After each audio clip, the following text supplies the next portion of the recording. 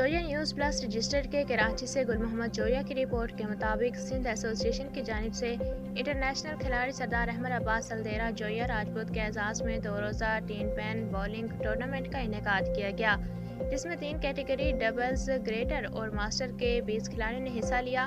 दूसरे राउंड में 14 और फाइनल में 8 खिलाड़ियों ने हिस्सा लिया, जिसमें सरदार अहमद अब्बास अल्देरा जोया राजपूत ने पहली और दूसरी पोजीशन, अली शहबाज अल्देरा जोया और तीसरी पोजीशन दानियाल शाह ने हासिल की। चीफ गेस्ट सरदार मोहम्मद अब्बास खान अल्देरा जोया राजपूत ने खिलाड़ियों में इनामात तकसीम किए।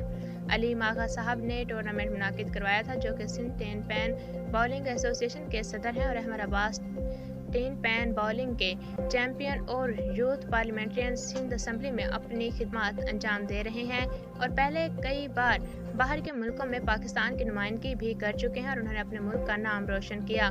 इस दफ़ा कराची में 29 और 30 को 2 दिन का टूर्नामेंट था। 3 कैटेगरी में खेला गया।